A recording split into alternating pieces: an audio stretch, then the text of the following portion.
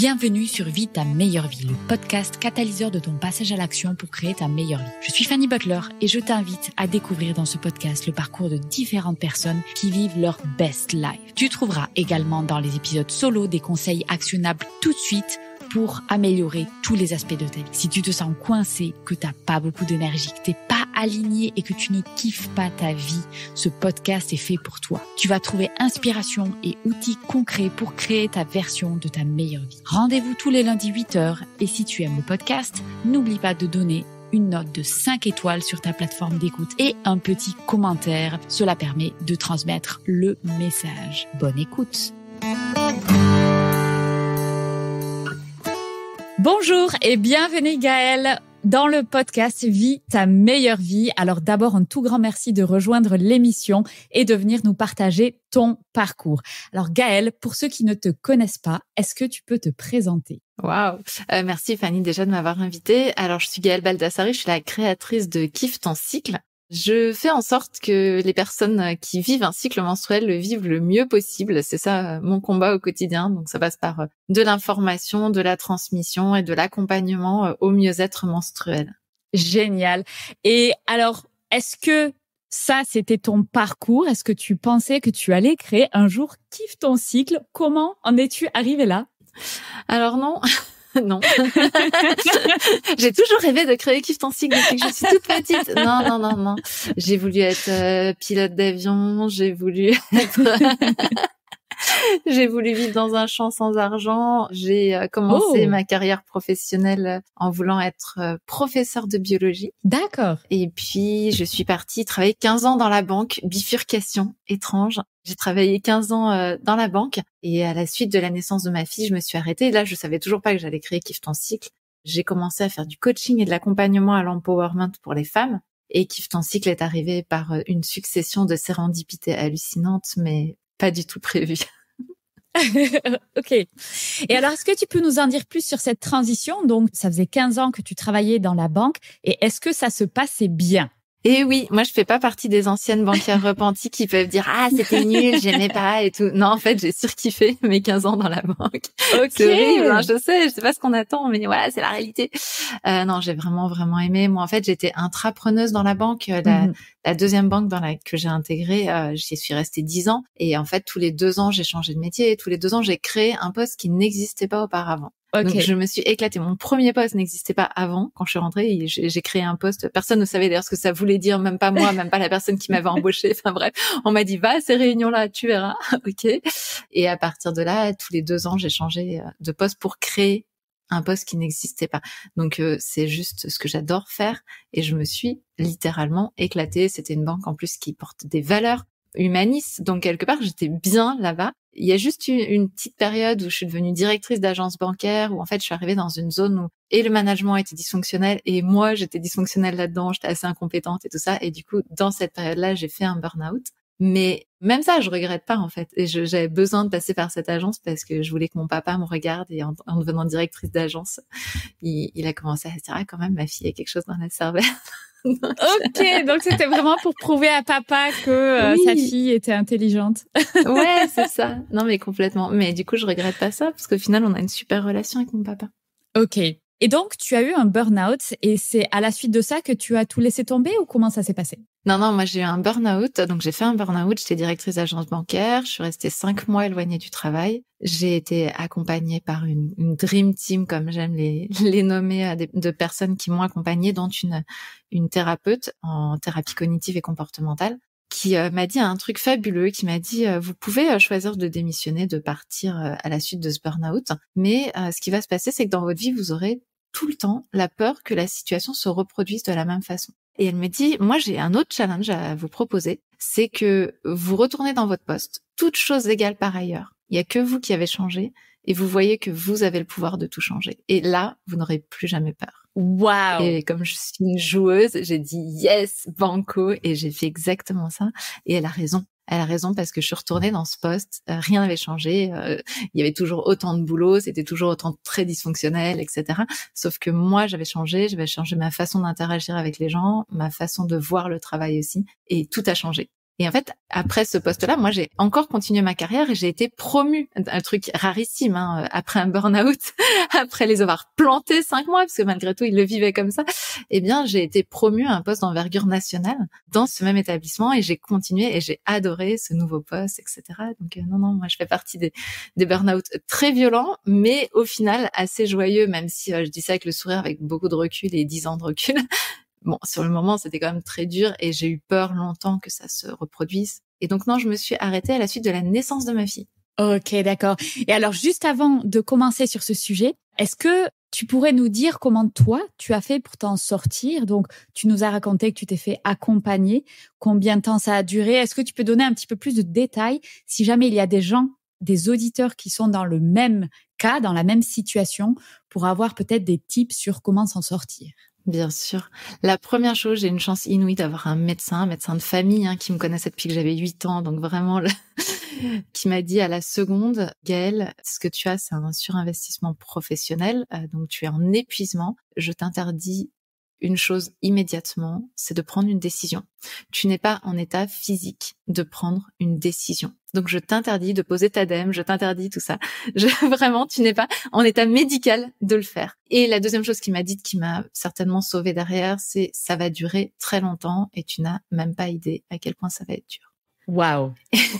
Ça pose les choses, hein, voilà. Et moins. ça, c'était le premier jour du démarrage du burn-out. Moi, j'étais dans le déni total. Pour moi, je repartais au boulot le lendemain. Je pleurais un coup, j'étais fatiguée, je repartais au boulot le lendemain. Alors, quels ont été les symptômes pour toi de ce burn-out? Moi, j'ai eu la sensation, à posteriori, mon entourage dirait que c'était pas le cas et qu'il y avait des symptômes visibles depuis longtemps. Mais moi, j'ai eu la sensation de me prendre le mur le jour. En fait, j'allais par une visite médicale normale. En France, on est obligé d'avoir cette visite du travail. Et le médecin me dit « Comment allez-vous ?» Vraiment la question la plus banale du monde. Et je m'effondre en larmes. Et je lui dis « Non, mais ça va, je suis juste un peu fatiguée. » Et en fait, là, le médecin me dit « Non, en fait, je vous interdis de retourner au travail. Vous allez voir votre médecin immédiatement. » Et je dis « Mais n'importe quoi. » Et tout sur le retour avec, j'appelle mon médecin et tout, il me donne rendez-vous, il me dit viens immédiatement, tout ça. Et en fait, tout le retour, je me dis mais n'importe quoi, je suis juste fatiguée, c'est bon, demain je retourne au boulot, n'importe quoi. Et je vais voir mon médecin, il me repose la même question, comment vas-tu? Parce qu'il me tutoyait. Encore une fois, il me connaît depuis que je suis toute petite. Et de nouveau, je m'effondre et je lui dis mais ça va, je suis juste un peu fatiguée, ça va. Et c'est là, en fait, qu'il va poser ces mots-là. Et ce qu'il y a de fou, c'est cette vitesse de diagnostic qui a été complètement dingue par rapport à ce que moi, je pensais vivre à l'intérieur, étant persuadée que j'étais juste fatiguée. Et en fait, c'est le lendemain matin que pour moi, tout va se déclencher, parce que moi, j'avais même pas à envoyer mon arrêt maladie à mon employeur en disant je vais prendre un jour de congé et ça ira bien. Et le lendemain matin, j'ai pas pu me lever. J'ai été paralysée dans mon lit. Donc physiquement, je pouvais plus bouger les membres, donc j'ai appelé mon conjoint en panique, pensant qu'on devait appeler le 15, etc. Enfin, vraiment terrifiée. Je pouvais plus bouger, ça a duré, je sais pas, dans ma tête une éternité, peut-être 4-5 minutes, mais dans ma tête, j'ai eu l'impression que j'étais en train de mourir, quoi. Wow. Et là, pour le coup, après, c'est la descente. C'est vraiment là où je vais avoir un mois où j'ose plus sortir chez moi, je suis terrifiée, tout s'effondre, quoi. Waouh. Donc en fait, c'est le fait qu'il y ait eu ce rendez-vous chez le médecin qui a posé des mots sur quelque chose que tu ne voyais pas, parce que toi, tu aurais continué. S'il n'y avait pas eu de médecin pour te dire ça, tu serais allé au travail. Oui, peut-être. Mais en même temps, je pense que j'attendais le truc qui allait faire sauter le fusible, quoi. Je crois que je tenais plus qu'à un fil depuis un moment. Et qu'en fait, c'était mais ça aurait pu être ça, ça aurait pu être, je sais pas, quelqu'un qui se mette à crier sur moi dans un RER. Genre, j'en sais rien, mais je pense que n'importe quoi aurait pu faire sauter le dernier plomb qui restait. Et donc, pour répondre à ta question, en fait, le premier mois, je suis vraiment restée enfermée chez moi. De toute manière, j'étais terrifiée à l'idée de sortir. Si mon conjoint avait pas travaillé à la maison, à domicile, je pense qu'à ce moment-là, j'aurais été hospitalisée en hôpital psychiatrique parce qu'il y avait toutes les composantes pour être hospitalisée. Mais effectivement, mon conjoint était à la maison, donc il s'est occupé de moi. Et puis ensuite, petit à petit, j'ai été voir au fur et à mesure que mon rayon d'action se réétendait. Donc j'ai d'abord été voir une acupunctrice qui était à 1 kilomètre de chez moi. Et puis petit à petit, tu vois, j'ai rééloigné mon cercle comme ça. Une psychologue qui se trouvait à 4-5 kilomètres, fallait prendre la voiture. C'était compliqué pour moi parce que j'ai eu des visions très violentes au démarrage du burn-out. Donc prendre la voiture était très compliqué. Et puis, petit à petit, j'ai réétendu mon champ et je suis allée voir aussi une chiropraticienne qui m'a bien aidée à réintégrer mon corps. Et puis une praticienne en shiatsu qui a, entre guillemets, aidé à terminer le travail. Enfin, je sais pas si c'est le bon terme. Et donc, peut-être les aides les plus précieuses, c'est déjà mon médecin qui m'a cru dès le début et qui a été de tout cœur avec moi. Et puis la thérapeute en thérapie cognitive et comportementale. Je pense que la chose la plus importante que je puisse transmettre aujourd'hui, c'est que je pense que si je suis remontée aussi vite après un truc d'une violence aussi énorme, c'est parce que très vite j'ai accepté de lâcher. Très vite j'ai dit ok, je suis une loque, tant pis. Il y a eu un truc très ok, tant pis. Et j'ai vraiment tout lâché, tout déposé. J'ai plus du tout ouvert rien qui correspondait au travail. Enfin voilà, j'ai sombré très très profondément. Donc à un moment j'ai touché le fond de la piscine et puis j'ai réussi à remonter doucement. Et puis c'est d'accepter que je suis revenue au bout de 5 mois au travail, mais j'étais pas du tout, mon burn-out était pas du tout terminé. D'ailleurs, mon médecin me l'a dit. Il m'a dit, pas sûr que ce soit le bon moment, mais j'entends qu'à un moment, il va falloir que tu reprennes le chemin, donc on va y aller. Et j'ai fait une petite rechute, mais toute petite. C'est vraiment pas la rechute de burn-out. C'est juste un petit, oh là là, mon Dieu, je panique. 3-4 mois après, à peu près. Et puis, après, ça a été quoi. Mais voilà. Et tu étais toujours accompagnée quand tu as repris le travail, oui. hein? Ouais, ah oui, okay. Mais longtemps en plus après. Hein. Je pense une bonne année après. Ouais. Oui, et j'avais besoin de ça. J'avais besoin de me sentir. Enfin, je me sentais pas sécure toute seule sur mes 2 pattes, quoi. J'avais vraiment besoin de sentir que j'avais une dream team autour de moi, quoi. Ok, génial. Parce que ça, je pense que c'est un message qui est hyper important quand il y a des grosses chutes comme ça, des gros accidents de vie, se faire accompagner. Et pendant longtemps, je pense que c'est une composante essentielle et auquel on pense pas toujours, on se dit non, mais ça va aller. Ah ouais, non. Moi, j'ai été accompagnée, puis après, j'ai commencé à me former. C'est là où je me suis formée à l'approche neurocognitive et comportementale pour comprendre les fonctionnements du stress, comment ça pouvait fonctionner, etc. Et tout ça m'a aidée à remonter, tout ça m'a suivi dans le... Ok. Et ça, c'était une démarche personnelle par curiosité dans un premier temps? Alors, c'était un mix. Moi, j'étais manager et j'étais terrifiée à l'idée que quelqu'un vive la même chose que moi dans mon équipe. Ça avait été tellement violent. Moi, j'ai eu des visions très, très violentes, très noires, etc. pendant mon burn-out. Donc, j'étais terrifiée à l'idée que je puisse, moi, être à la cause de pousser ça chez quelqu'un. Je sais pas comment le dire. Et donc, je me suis dit, vraiment, il va falloir que je comprenne un peu les fonctionnements qui amènent à ça. Et donc, c'était une démarche et en tant que manager et pour moi-même, pour comprendre, quoi. Ok. Et donc, quelle a été la raison ou le cap à passer? Donc, tu as parlé, c'était la naissance de ta fille qui a fait que, voilà, tu as décidé d'arrêter la banque et donc un travail dans lequel tu étais épanouie. Ouais, je m'éclatais. Après, sur la fin, les valeurs commençaient légèrement à se distendre. J'ai eu la sensation d'être partie pile au bon moment. C'est-à-dire, je me suis éclatée vraiment jusqu'à la fin.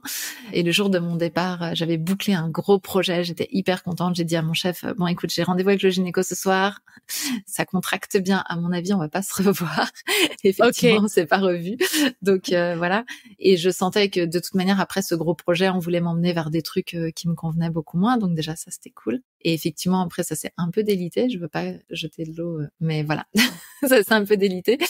Et puis, effectivement, le truc, c'est que moi, j'avais un poste d'envergure nationale. Et donc, j'adorais ça, mais je me déplaçais partout, tout le temps. J'étais tout le temps en déplacement, même pendant ma grossesse, avec des horaires assez élargis, ce qui me convenait parfaitement. Mais alors, du coup, c'était pas du tout compatible avec l'idée que je me faisais de ce que j'avais envie d'apporter à un enfant, en fait. Donc, c'est surtout ça, hein. C'est vraiment, à la base, une question de temps. C'est-à-dire que si j'avais eu un poste, si à l'époque le télétravail avait existé, que j'avais eu un poste majoritairement en télétravail, il est possible que je sois restée dedans, quoi. Ouais. Mais bon, peut-être pas. Encore une fois, le monde de la banque, il a bien changé sur les 10 dernières années. Peut-être qu'il y a un moment, j'aurais peut-être pu trouver mon compte. Mais voilà, à la base, c'était vraiment une question de temps. Et puis aussi, j'ai eu du mal à avoir ma fille, parce que j'ai fait une procréation médicalement assistée pour l'avoir. Et j'avais envie d'investir ce temps-là, quoi. Quelque part, je me disais, j'ai gagné assez d'argent dans ma carrière d'avant pour m'offrir ces années tranquilles avec elle. Et c'était vraiment ça l'esprit, quoi. Ok, d'accord. Donc, tu arrêtes ton travail à la banque pour t'occuper de ta fille. Et donc, quand est-ce que l'idée de kiffe ton cycle arrive et germe dans ta tête? C'est un processus, on va dire. Bon, moi, je suis quand même un peu hyperactive. Donc, même si je me dis, je m'arrête pour m'occuper de ma fille, je vais quand même continuer à faire des trucs. Je suis pas très douée pour m'arrêter vraiment complètement. Peut-être je le serais plus aujourd'hui, mais à l'époque encore moins. Je comprends. Totalement. Je suis exactement dans la même situation. J'ai quitté mon travail pour avoir du temps avec ma fille et je me retrouve avec 2 podcasts, des projets associatifs et je n'ai plus le temps. Et je dis, mais qu'est-ce qui se passe? Bon, ben voilà. Ben, du coup, merci parce que donc, je suis pas la seule. Et ben, j'ai commencé à écrire pour le magazine de mon conjoint. J'ai fait des piges. Ensuite, comme j'étais formée au coaching, j'ai repris une école de coaching pour être sûre parce que je me sentais pas hyper en confiance avec l'approche neurocognitive et comportementale uniquement. Donc, j'ai fait en plus une école de coach, tout ça pendant mon congé parental. J'ai ouvert une association. Voilà. Je comprends, mais totalement. J'ai fait de l'accompagnement à la parentalité, j'ai fait plein de trucs. Et tout ça, c'était cool parce que je pouvais les faire avec ma fille. Je l'embarquais avec moi dans les projets. Enfin, génial. C'était assez génial, en fait. Hein. J'ai adoré faire ça. Et puis j'ai commencé à faire des consultations individuelles et en accompagnement à l'empowerment féminin. Et dans ces périodes-là, j'avais quelque chose qui revenait pas mal, c'était que mes clientes me disaient, mais Gaëlle, ça y est, patatras, quoi. C'est-à-dire, tout allait très, très bien. Et puis, d'un seul coup, boum, patatras, tout s'effondre. Ça allait super bien avec mes gamins. Puis, je me mets à hurler sur eux. Ça allait super bien dans mon travail. Et puis, je perds toute confiance en moi. Et ça arrivait régulièrement. Et moi, de mon côté, j'avais commencé à faire des recherches pour moi-même uniquement sur l'impact des hormones sur notre psychologie pour comprendre ce qui a pu m'arriver avec le burn-out, la PMA, tout ça. Et en fait, c'est à mes clientes, je leur disais régulièrement, mais t'en es où ton cycle? Et à chaque fois, la réponse était la même. C'était un peu, ah ouais, maintenant que tu le dis. Ouais. Et une fois, j'ai une cliente qui m'a dit, j'adore cette cliente, qui m'a dit, Miguel, tu sais des trucs que je ne sais pas, il va falloir que tu me les dises. Et moi, je lui dis, mais moi, je vais passer 1 heure de ta séance de coaching à te parler ça. Elle me dit, oh non, bah d'accord, je comprends. Tu sais ce que tu fais, tu loues une salle, tu prends tu fais venir toutes tes clientes et tu nous parles de ça à toutes. Bon, d'accord. Génial. Et ça a commencé comme ça, donc dans une petite salle de maison des associations en banlieue parisienne, où je propose à mes clientes qui venaient pas du tout pour ça à l'origine, est-ce que vous voulez que je vous parle du cycle menstruel? Génial. Donc voilà. Un atelier informatif sur le cycle menstruel pour tes clients. Donc ça partait d'une demande de tes clients, donc quelque chose. C'est ça. Donc quelque part tu as identifié sans le vouloir un besoin qui était là. Génial. Waouh! Et donc, tu commences à une petite échelle comme ça pour tes clientes et comment, après, tu as switché sur Kiffe ton cycle? Mais après, c'est comme une série de trucs qui sont bien mis, qui sont compliqués à expliquer quand tu regardes, parce que ça se passe en banlieue parisienne. Et puis ensuite, avec mon conjoint, on décide de déménager à Rennes. Et il se trouve que mes clientes, ou mes clients d'ailleurs, parce que j'avais des hommes dans ma clientèle, truc un peu étrange, du coup je commence à faire des coachings à distance par téléphone, donc je me familiarise avec la notion de distance. Il y a un petit truc trop drôle à savoir, c'est que à ce moment-là de ma vie, je suis phobique des vidéos. C'est-à-dire, je ne peux pas me voir en vidéo, mais totalement. J'ai fait des trucs absolument délirants pour ne pas passer en vidéo. Certains s'en souviennent. Dans un mariage, je suivais les gens qui faisaient des vidéos pour me mettre derrière eux, tu sais. Mais pour non! Être sûre de pas être dans la vidéo. Les photographes et vidéastes devaient se dire, mais c'est qui cette dame bizarre là qui nous suit? Donc je me débrouillais toujours pour les avoir en ligne de mire pour savoir que j'étais bien derrière dans l'angle, tu vois. Et j'ai fait des trucs vraiment très drôles pour surtout jamais être sur une vidéo avant. Donc il y a très peu de vidéos de moi avant. Et en fait, par exemple là, je découvre l'existence d'un monsieur qui s'appelle David Laroche, qui est coach.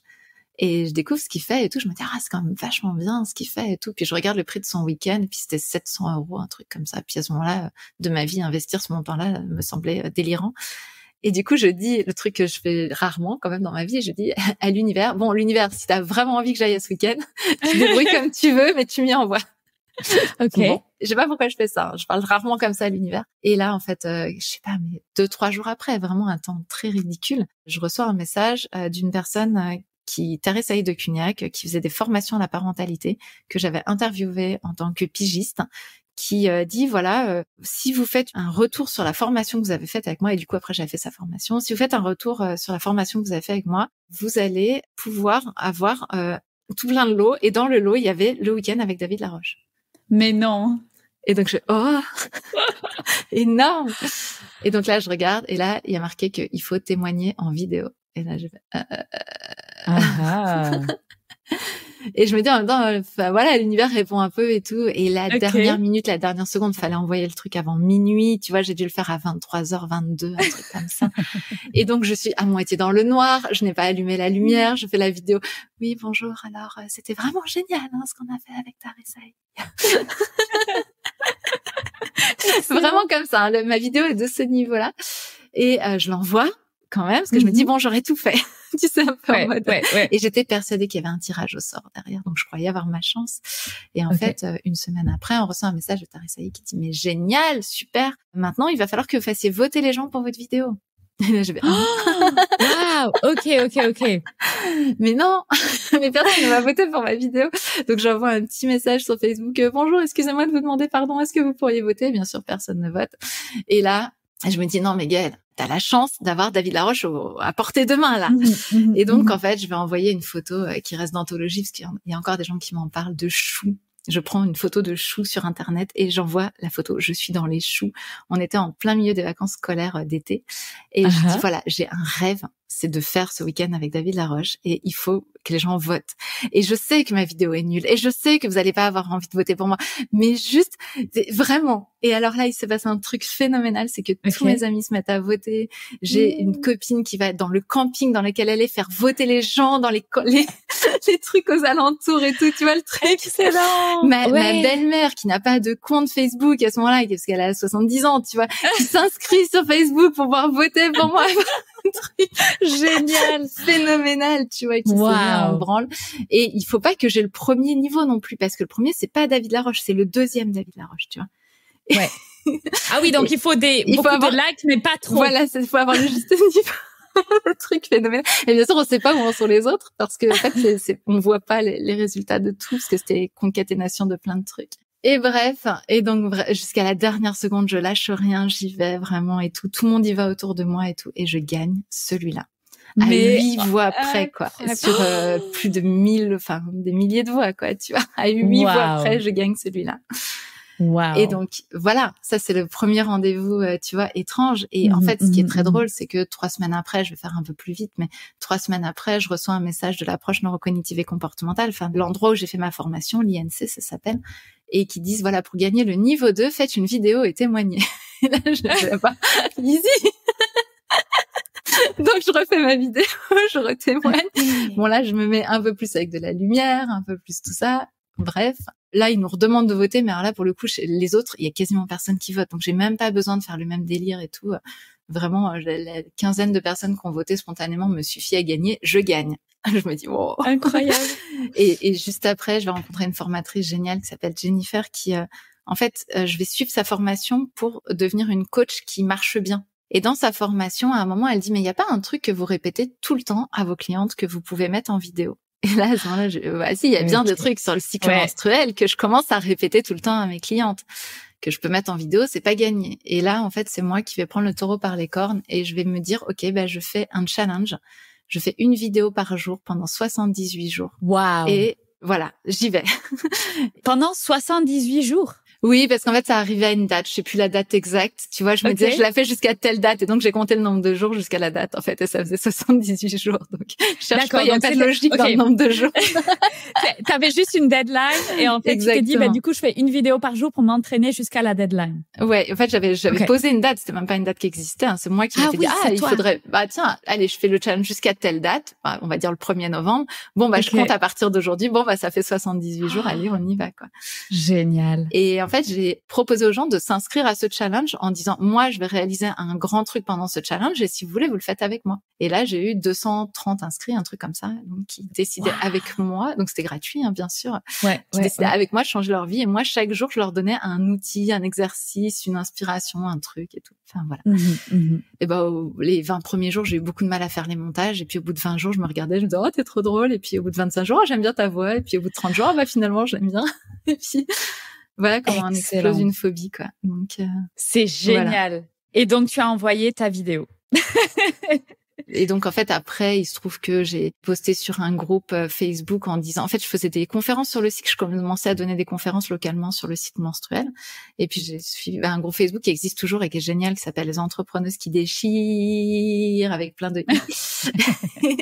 Et j'ai dit « Coucou les filles, je vais faire mon bêta-test de mon programme en ligne. C'est gratuit pour les nanas du groupe.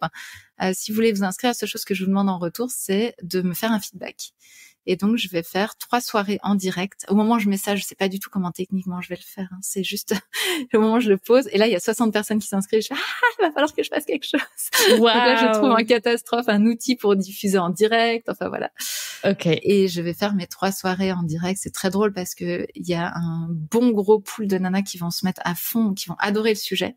Et qui vont se mettre à fond pour m'aider, c'est-à-dire elles vont me dire mais Gaëlle, le fond que t'as derrière toi c'est juste insupportable, donc tu nous changes ça. Donc à la deuxième session je change, elle me dit c'est encore pire. Bon, depuis ça a très bien marché alors voilà. Parce que là ton fond est juste génial. Alors c'est dommage, on est sur un podcast audio. Mais écoute, il faudra que je prenne une belle photo. On voit tes 2 livres, on voit ta petite mascotte. C'est juste parfait, quoi. Bah, tu vois, c'est ça. Mais ça, c'est grâce à mes clientes de la première heure parce que moi, j'avais aucune attention sur ce qui était derrière moi au moment où je parlais. Et puis, en fait, j'ai fait ces 3 heures-là. Elles m'ont fait des feedbacks phénoménaux. Du coup, j'ai relancé immédiatement après la première payante. C'est les testeuses du premier qui ont envoyé toutes leurs copines, ce qui fait que le truc s'est rempli tout seul. J'ai fait, oh! Waouh! Génial! J'ai fait comme ça 3 ou 4 sessions différentes en direct. Oui, 4 en tout, en comptant le bêta-test. Et ensuite, je me suis dit, bon, maintenant, je me sens bien, donc je vais les faire en vidéo, que je vais enregistrer, puis je vais le mettre en evergreen. Voilà, j'ai fait la formation de Martin Latulippe aussi, à l'Académie Zéro Limite, que j'ai fait pendant ce temps-là aussi. Donc là, je découvre un peu qu'est-ce que le web marketing, comment faire les choses et voilà. Voilà comment ça se lance. Et puis, j'ai la chance folle de rencontrer un monsieur, Loïc Tortelier, qui fait l'accompagnement des jeunes entrepreneurs comme moi à la publicité Facebook. Et moi, je suis terrifiée à l'idée de mettre des sous et tout. Tu vois, je suis à la fin. Ça fait 3 ans que je travaille pas beaucoup, même si j'avais repris grâce au coaching. Mais quand même, tu vois, par rapport au salaire que j'avais avant, je n'étais pas remontée au niveau. Et Loïc me dit, écoute, tu me payes moi 500 €. Et c'était à l'époque, c'était il y a longtemps quand même. Maintenant, ce serait peut-être un peu plus cher. Je veux pas parce que ces tarifs ont dû quand même sacrément évoluer. Mais à ce moment-là, il me dit, tu me payes moi 500 € et tu mets 500 € sur un compte PayPal. Et tu acceptes que j'envoie l'intégralité de ce qu'on gagne avec le programme sur ce compte PayPal. Ok. Et donc, du coup, toi, tu ne risques que 500 €. Et tant que j'ai de l'argent sur le compte, j'ai le droit de l'utiliser pour faire de la pub. Génial. Et donc moi je dis ouais, ça marche, ok, je tremble un peu, mais 1 000 €, allez hop, je peux les investir quoi. Et en fait c'est lui qui va lancer Kiffe ton cycle, parce que c'est lui qui va lancer la dynamique avec la publicité qui a fonctionné, etc., et qui va faire que plein de monde vont commencer à le voir et tout. Donc c'est le premier qui m'a aidé à lancer Kiffe ton cycle quoi. Waouh, génial, quelle belle histoire. Ok, et maintenant on en est loin, parce que maintenant est-ce que tu peux décrire un petit peu tout ce que tu fais avec Kiffe ton cycle? Ça a évolué, un truc de fou. Ouais, ça a évolué. En même temps, ça a été les montagnes russes. Donc, parce que pour l'instant, c'est que le côté joyeux du truc où tout était en démarrage. C'était la lune de miel. Mais après, j'ai eu jusqu'à 8 personnes en salariés dans l'équipe. Ok. Donc, ici, en France, en Bretagne. Et puis ensuite, j'ai créé des sommets. Donc là, on en est au 10e sommet en ligne. Aussi en partie grâce à Loïc. Enfin non, le premier je l'ai créé toute seule parce que je me suis juste dit j'ai envie d'interviewer des gens qui m'inspirent, et je me suis dit tant qu'à faire, autant avoir une bonne raison de les interviewer, sinon ils vont me dire non. Et du coup je me suis dit je vais créer un truc où je vais les mettre à disposition. C'était le tout début des sommets, j'avais vu ça une fois, j'avais trouvé ça génial, et puis je me suis dit tiens, moi aussi je vais faire ça, comme ça ils auront une bonne raison de me dire oui pour que je les interviewe les gens. C'est une bonne idée, tiens, je devrais l'intégrer dans le podcast, parce que tu aurais pu te dire, du coup, je vais créer un podcast. Non, j'aurais vraiment pu me dire ça, sauf que à l'époque, les podcasts, ils étaient pas très connus, puis surtout, moi, j'en consommais pas. Donc, en fait, c'est ça, surtout ça qui s'est passé. Et je crois que j'avais envie de voir les gens, et puis ça se faisait pas, là, ce qu'on est en train de faire pas trop, à l'époque. Et puis, donc voilà, je vais créer le premier sommet comme ça. Et 1 an plus tard, on arrive dans la zone. Le premier coup dur, un peu, c'est que je me retrouve toujours avec Loïc, qui a travaillé avec les pubs Facebook et tout ça. Et le mois d'août de l'année qui suit, je vais dépenser plus de pubs Facebook que moi, je vais avoir de revenus ce mois-là. Ok. Donc, j'ai 10 000 € de pub Facebook et 8 000 € de revenus. Et ça a été vraiment la douche froide, et je me suis dit, mais ça va pas, je veux pas bosser pour payer Facebook, quoi. Enfin, faut arrêter le délire, quoi. Et là, vraiment, ça a été le truc, je comprends plus ce que je fais, où je suis, qu'est-ce que je fais, quel intérêt, tout ça. Et grosse remise en question. Et c'est Loïc qui va me dire, mais ok, t'aimes faire quoi dans la vie, quoi? Et je lui dis, mais moi, ce que j'adore, et donc je lui dis, c'est transmettre, c'est tout ça. Et les sommets, j'adore, et tout. Et il me dit, pourquoi t'en fais pas 4 par an? Je sais pas, non, c'est 1 par an max, quoi. Il me dit, c'est qui a mis la règle? Oui. Et donc, effectivement, je vais me relancer, et en fait, je vais en faire 3 par an pendant 3 ans. Et donc ça va aussi me permettre de redynamiser les choses, ça va me permettre de pouvoir payer une équipe, de me lancer, d'augmenter les chiffres d'affaires, etc. Et l'année dernière, en 2022, moi, j'avais fait augmenter l'équipe en pensant qu'il y aurait les ressources qui augmenteraient aussi, le chiffre d'affaires qui augmenterait avec, puisque je pense avoir pris une équipe avec des commerciaux à l'intérieur, donc avec une augmentation du chiffre et tout. Et pas du tout. En fait, je vais avoir augmentation des charges et baisse du chiffre d'affaires. On appelle ça l'effet ciseau en entrepreneuriat. Et donc, l'année dernière, je me suis séparée de toute l'équipe. En quelques mois, ça a été ultra violent. Donc, c'est aussi ça la vie d'entrepreneuse. Voilà. Et donc maintenant, je suis de nouveau toute seule à l'opérationnel. J'ai une associée qui travaille avec moi, mais qui travaille pas à l'opérationnel, qui fait les contenus avec moi. Mais voilà. Et comment tu le vis? Maintenant, plutôt bien. Après, c'est ma façon de vivre les choses dans la vie, c'est plutôt de me dire, OK, il est où le cadeau caché, quel que soit ce qui m'arrive, tu vois. Donc, j'ai envie de te dire que tout du long du process, je me suis dit, il est où le cadeau caché? Maintenant, la réalité, c'est que j'ai adoré cette phrase d'une accompagnatrice qui nous accompagne dans une pépinière d'entreprise, qui m'a dit le jour où je devais dire à l'équipe que c'était fini, qui m'a dit on crée pas une entreprise pour licencier les gens de façon économique. Et ça m'a fait tellement du bien de l'entendre parce que c'était vraiment ça que je ressentais, quoi. Que ouais, c'est dur parce que j'avais embarqué des gens avec moi dans l'aventure, que même s'ils auraient le droit à Pôle emploi, à tout ça, à toutes les assurances, parce que j'avais tout bien payé, n'empêche qu'au final, c'était dur de leur dire ciao, au revoir, désolé. Donc j'ai beaucoup pleuré, je me suis beaucoup remise en question, j'ai compris énormément de choses. J'ai l'impression d'avoir pris 10 ans en une année, même pas de maturité, c'est un truc de fou. Donc aujourd'hui, j'ai envie de te dire, je le vis bien. Je souhaite de tout cœur que les collaboratrices qui sont parties le vivent aussi bien. Ça, pour le coup, c'est leur chemin à elles, tu vois. Maintenant, je m'en sens moins responsable. Mais moi, je le vis bien maintenant. Maintenant, j'ai compris plein de trucs, quoi. J'ai compris que je voulais pas que mon entreprise ait mes défauts. Donc, j'avais créé une équipe, mais qui me convenait pas tant que ça, qui convenait plus à ne pas avoir mes névroses que à me convenir moi, tu vois. Donc, voilà, j'ai compris plein de choses, quoi. Et ça, est-ce que tu veux élaborer un petit peu là-dessus sur l'équipe que tu avais formée, ce que tu as compris pour éviter tes névroses à toi? Donc, c'était quoi, par exemple? Est-ce que tu as un exemple concret? Ouais, moi je suis quelqu'un de très cyclique. C'est drôle, j'ai créé Kiff ton cycle. Parce que j'ai aussi une maladie chronique du cycle qui s'appelle le syndrome des ovaires polykystiques, qui fait des moments où je suis très fatiguée et des moments où du coup je suis plus malade. Enfin, je suis plus. Bien sûr, c'est une maladie chronique, elle restera toujours là, mais je suis plus en crise et où, du coup je vais à fond. Et donc je suis quelqu'un qui dans ma vie a toujours oscillé les temps longs posée sur mon canapé à ne rien foutre en priant juste que personne le voit.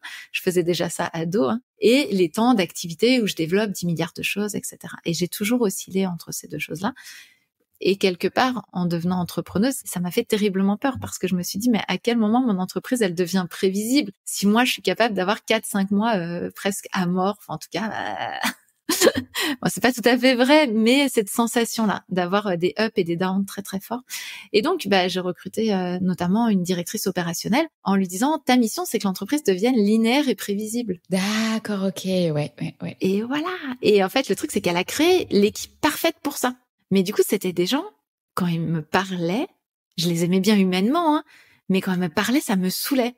Parce que c'était, mais qu'est-ce qu'on a déjà fait avant qui a marché? Mais tu me saoules, qu'est-ce qu'on va faire de nouveau? Enfin, qu'est-ce qu'on a... Enfin, tu vois, il y avait un truc très comme ça qui était dans le plan-plan, dans le tranquille et dans le on reproduit. Et c'est le contraire de moi. Et en fait, je me suis rendu compte, mais ça bien après qu'on soit séparés de toute l'équipe, hein, que en fait, je supportais quasiment plus d'aller au bureau. Tellement je supportais plus ce côté plan-plan, on reproduit, on machin et tout. Et du coup, je les bousculais. J'étais pas une manager sympa à certains moments. Enfin, tu vois, j'ai créé plein de névroses autour de ça. Hein, donc, j'en suis consciente aujourd'hui et j'en suis 100 000 fois désolée si elles m'écoutent, mais elles le savent pour la plupart. On en reparlé et voilà. Mais voilà, donc j'ai pas voulu considérer que mon défaut était une qualité. Aujourd'hui, je le considère comme une grande qualité et je le vois plus comme un défaut. Mais et j'ai voulu plutôt essayer de le masquer. Et à un moment, mon entreprise, entité, personne morale que j'avais créée, m'est devenue insupportable parce que ronflante quelque part. Et puis, elle se développait pas parce que je pense que mon ADN, c'est les trucs complètement dingues et tout. Et il y avait plus l'espace pour faire ça, quoi. Et du coup, si tu devais recréer ton équipe aujourd'hui, tu ferais les choses complètement différemment? Ah bah oui. Tu ferais quoi? Ah bah oui. Bon, déjà, je suis pas certaine aujourd'hui que je repartirais vers du salariat. Et pourtant, j'étais une fervente défenseuse du salariat, vraiment. Hein, mais par rapport à moi, en fait, je réalise que ça me convient pas.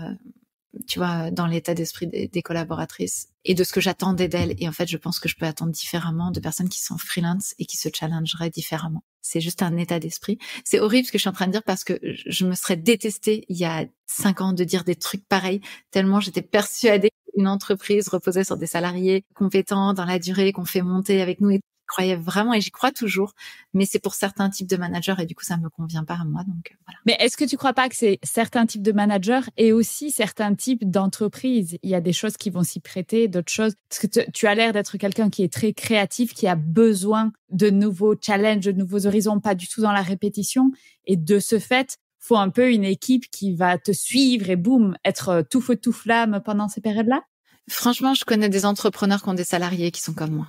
Et pour qui ça marche. Okay. Donc, j'ai pas envie de servir ce truc-là. Tu vois, j'ai pas envie de servir cette soupe-là, entre guillemets, parce que je connais des entrepreneurs qui sont ultra créatifs, qui ont beaucoup de salariés et qui font des trucs extraordinaires. Et non, je pense que c'est juste moi, ma façon à moi de challenger. En fait, j'irais aussi recruter d'autres types de personnes, mais je pense que j'aurais vraiment besoin de personnes qui se vivent comme entrepreneurs. Parce que j'ai besoin que chacun se prenne en charge à 100% dans l'espace. Et donc, viennent me challenger si besoin. Et donc, qu'on soit pas de... En fait, moi, je pense que ce qui a pêché chez nous, c'est la relation, justement, manager-manager, le lien de subordination qui fait qu'ils sont pas venus au contact quand il y avait besoin de me secouer ou de... Voilà. Ouais. Mais encore une fois, il y a que moi qui suis en cause là-dedans. Hein. Je sais pas elle qui est le problème. Hein. Qu'on soit bien clair avec ça. C'est moi qui étais dans toutes mes névroses et que je savais pas comment gérer. Non, je dirais que, voilà, si je devais repartir sur un truc ambitieux et tout, j'aurais que des intrapreneurs ou entrepreneurs, qu'importe. On s'en moque. C'est pour ça que salarié, ça veut rien dire parce que il pourrait tout à fait y avoir des salariés, mais qui soient totalement intrapreneurs, qui soient totalement responsables à 100% de la réussite du truc. Et voilà, ça pourrait être ça, tu vois. Donc, c'est vraiment l'état d'esprit et pas vraiment la forme, que ce soit salarié. Mais oui, c'est ça. On fout, mais c'est l'état d'esprit. Je l'ai collé sur une forme, mais en réalité, c'est l'état d'esprit. Mais malgré tout, il y a quand même ce moment où on crée de plus en plus de charges, des charges salariales, que ça crée de plus en plus d'inquiétudes pour faire suffisamment de business. C'est pour ça que j'ai hésité à répondre à ta question parce qu'en fait, je suis pas certaine aujourd'hui d'avoir envie de repartir dans ce modèle-là. Tout simplement parce que il y a un moment où il y a le stress de devoir sortir le chiffre d'affaires. Et ce stress qui s'est effacé de ma vie depuis une petite année maintenant, qu'est-ce que ça fait du bien. Parce que là, je sors le chiffre, je paye mon autrice parce qu'elle est payée au pourcentage. En fait, j'ai beaucoup de choses qui sont au pourcentage. Bon, je paye mon comptable, je paye, voilà, il y a deux, trois trucs qu'on peut pas faire autrement, mais sinon, il y a pas mal de choses qui sont au pourcentage. J'ai effectivement, mon associée qui est autrice, donc qui est payée au pourcentage des ventes. Et donc, finalement, je sais que quand je fais des très grosses ventes, elle est rémunérée aussi et je suis hyper contente.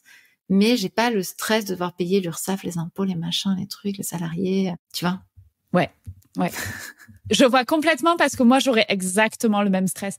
Et après, je pense qu'il y a la question, je sais pas si toi, tu l'as eu dans ton parcours, mais en fait, est-ce que il y a ce besoin de devenir gros, de devenir succès, il faut être là, il faut être le meilleur, tu sais, est-ce que tu as ça, toi? Je t'ai parlé de mon papa tout à l'heure et en fait, et je dis ça avec plein d'amour, je l'aime de tout mon cœur. Et c'est pas lui qui est responsable, c'est la façon dont moi je me regarde dans ses yeux. Je crois que oui, à un moment, j'ai voulu prouver que mon projet complètement dingue sur le cycle menstruel pouvait être une grosse entreprise parce que dans ma tête, changer le monde rimait avec le fait d'avoir une grosse entreprise. Et en fait, j'ai compris la semaine dernière. Tu vois, c'est hyper récent. Grâce à une copine entrepreneuse qui a créé Postadem. Donc, tu vois, je pense que Charlotte qui a créé Postadem, on discutait avec elle et d'un seul coup, on se met à parler des modèles des entrepreneurs qu'on apprécie et tout. Et d'un seul coup, je me dis, mais Antoine BM, lui, il change le monde et pourtant, il a pas d'équipe. Ouais. Et en fait, voilà, le problème, c'était la représentation dans ma tête pour nourrir l'ambition de changer le monde, il fallait forcément qu'il y ait une grosse équipe, etc. Et maintenant, là, tu vois, je suis en train de réaliser que pour nourrir l'ambition de changer le monde, il faut qu'il y ait beaucoup de personnes qui suivent ce qu'on fait. Mais avoir beaucoup de personnes ne nécessite pas nécessairement d'avoir une énorme équipe. Et puis moi, maintenant, j'ai les ambassadrices. Il y a une centaine d'ambassadrices maintenant partout sur le territoire qui elles-mêmes changent le monde avec ce que je leur ai présenté. Donc, quelque part, je me dis, c'est ça, tu vois. Donc, c'est plutôt former de nouvelles ambassadrices et tout ça, plutôt que l'idée d'avoir une grosse équipe en interne, quoi. Ok, génial. Et alors, on en a touché un petit peu, Mo. Est-ce que tu peux nous dire quel est ton rapport à l'échec? Oui, alors déjà, je pleure beaucoup quand je suis en échec. Je suis terrifiée de l'échec. De base, dans ma tête, c'était le moindre petit échec était une catastrophe. Et du coup, ça m'a amené à énormément procrastiner dans ma vie pour surtout ne jamais me confronter à l'échec. J'étais vraiment... Et j'ai tellement piraté de trucs à cause de ça. Par exemple, je bossais jamais un examen parce que je me disais que si je bossais et qu'en plus c'était un échec, c'était un double échec. Tu vois le truc? Oui, d'accord.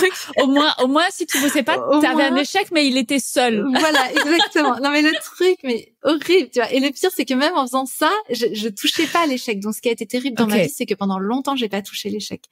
Et franchement, je dis ça aujourd'hui parce que je pense que c'est une malchance de l'avoir pas touché pendant aussi longtemps. Ok. Même si je me trouvais hyper chanceuse dans la vie. Mais parce que du coup, le moindre échec qui se profile à l'horizon, pour moi, c'était une terreur absolue. Vraiment, on va le dire. Encore aujourd'hui, je pense que vraiment, je suis pas du tout soignée de ça. Mais par contre, donc je pleure. Je pleure. J'en parle. J'ai des super amis qui m'écoutent. Merci. Quand ils en peuvent plus, j'ai des coachs. Je suis là. J'adore. Donc, je me laisse profondément traverser par le désespoir absolu et total de l'échec. Vraiment, hein, c'est pas le petit, c'est pas le petit truc. Hein. Chez moi, un échec, c'est le monde qui s'écroule. Je crois que chaque cellule pense qu'elle va mourir dans la seconde.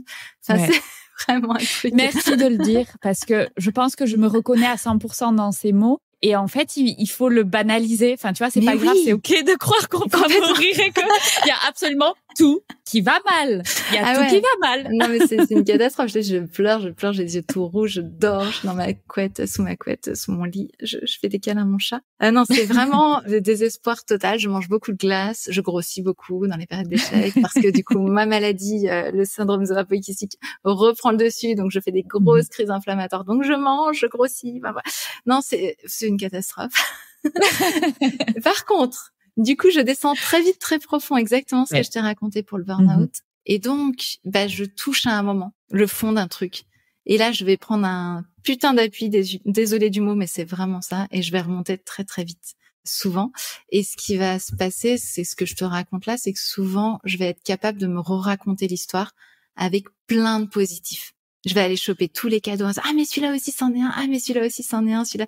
Et j'avoue que ma vie, telle que je la regarde, c'est une succession de cadeaux, du réveil au coucher, y compris dans mes rêves. Donc, et comme je la regarde comme ça, j'ai l'impression de vivre plein de cadeaux. Donc voilà, c'est l'horreur absolue, l'échec. Mais une fois que j'ai touché le fond et que je remonte, il y a une espèce de feu d'artifice. Ah, mais ça, c'était un cadeau. Ah, mais ça, je l'avais pas vu. Ah, mais ça, c'est génial. Ah, mais ça, c'est top. Ah, mais ça, voilà.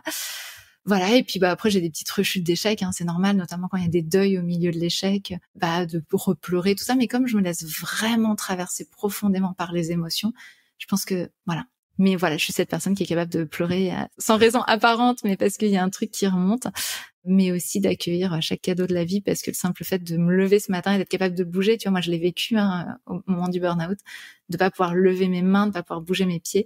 Le simple fait de pouvoir me bouger les mains, les pieds le matin, chaque matin, c'est déjà un cadeau, tu vois. D'avoir ma fille qui vient le matin me faire un câlin, c'est un cadeau. Enfin, tu vois. Ouais. Tout ça, c'est des cadeaux, donc voilà. Mais non, c'est dramatique l'échec. Dedans, quand je suis dedans. Ok, écoute, merci d'être aussi honnête et ouverte par rapport à ça. Ça fait du bien. Alors Gaëlle, quels sont tes rêves pour la suite? Mes rêves pour la suite, tu vois, moi je transmets des informations sur le cycle menstruel et sur les cycles en général. Et tout ce que je viens de te présenter là, en réalité, c'est accueillir sa nature cyclique et fluctuante, tu vois. Et donc, si j'avais à mettre un grand rêve là tout de suite, en fait, j'en ai deux. Je peux même pas en choisir. Ouais, en plus, tu l'as dit au pluriel, donc je vais y aller. J'en ai deux.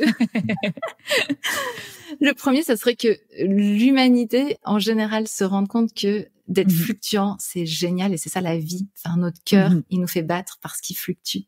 Et enfin voilà, et c'est ça la vie. Et donc j'aimerais ensemencer cette humanité.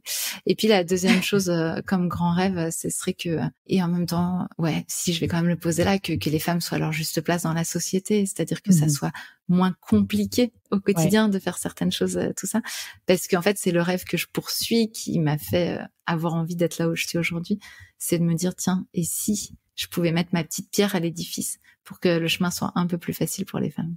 Ok, merci beaucoup pour ces rêves. Ils sont beaux et j'espère évidemment qu'ils vont se réaliser et je n'en doute pas une seconde. Et Gaëlle, je vais te poser la dernière question signature du podcast. Alors, qu'est-ce que tu conseilles aux gens qui écoutent le podcast pour que, à leur tour, ils vivent leur version de leur meilleure vie? Wow, j'ai l'impression d'avoir un pouvoir énorme en répondant à cette question. En vrai, c'est vrai que moi, je me suis spécialisée sur le cycle menstruel, mais j'ai envie de parler des cycles en général. C'est vraiment aller explorer à quel point tout dans la vie est cycle. Tout est succession de up et de down, et c'est dans les downs qu'on a considéré dans notre société comme quelque chose de négatif, qu'en réalité, il y a le terreau de la production du up, et donc cette fluctuation permanente. Nous, on a une chance folle en tant que femme, c'est de la voir qui nous traverse tous les mois et sur lesquels on va pouvoir s'appuyer. Donc j'ai envie de dire, si vous vivez le cycle menstruel, allez-y, foncez, appuyez-vous dessus. Et si vous ne le vivez pas, de toute manière, on est la résultante d'un millefeuille de cycles. Et donc, on va complètement pouvoir aller chercher dans d'autres cycles cette fluctuation. Et encore une fois, c'est vraiment d'arrêter de considérer que quand c'est des downs, c'est du négatif, et quand c'est des ups, c'est du positif. Mais c'est de considérer que le down, c'est un terreau, et le up, c'est l'émergence de la terre. Tu vois, c'est vraiment comment la plante fait, elle se transforme en terreau, et puis ensuite, il y a quelque chose qui émerge et qui va porter ses fruits, et les fruits vont à leur tour se transformer en terreau. Et tu vois, c'est ça la vie, quoi. C'est magnifique. C'est une magnifique image. Ben écoute, c'est vrai. J'ai un peu une révélation là. Mais ton image, elle l'explique parfaitement. Merci. Eh ben, c'est tout ce que je déploie dans Kiffe ton cycle, en réalité. C'est ça, l'idée, hein. Non, mais c'est vraiment ça. C'est à quel point on peut accueillir ces fluctuations-là en les regardant avec un œil positif, ou en tout cas un œil bienveillant, quoi. Ok, merci Gaëlle. Alors, est-ce que tu peux nous rappeler où est-ce qu'on peut te trouver?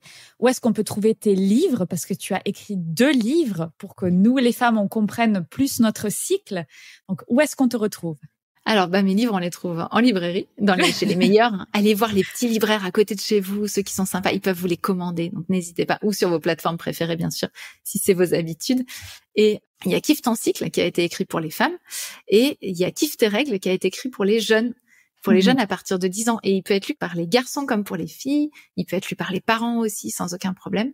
Et donc, les 2 sont aux éditions Larousse. Donc, Kiffe ton cycle pour les femmes et Kiffe tes règles pour les jeunes. Et puis, on peut me retrouver en tapant Kiffe ton cycle sur son réseau social préféré. Là où je suis le plus, c'est Instagram. Mais il y a aussi TikTok et Facebook. Et puis, TikTok, il y a plein de monde qui nous suit, il y a plein de jeunes qui nous envoient des messages et tout, j'adore. Génial. Et puis, sinon, en allant sur Google chercher Kiffe ton cycle, on a un blog dans lequel il y a quand même beaucoup d'informations, donc ça peut être intéressant. Et puis, d'aller voir nos programmes en ligne, parce qu'il y a Kiffe ton cycle, qui est le programme signature pour pouvoir kiffer son cycle. Voilà, comme je vous l'ai présenté là.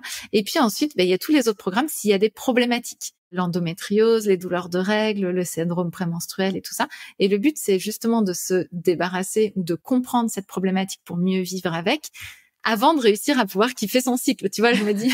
Parce qu'après que j'ai fait Kiffe ton cycle, on me disait c'est bien, mais bon, moi, je souffre, j'ai ça. Du coup, on a créé les programmes pour pouvoir régler les problèmes.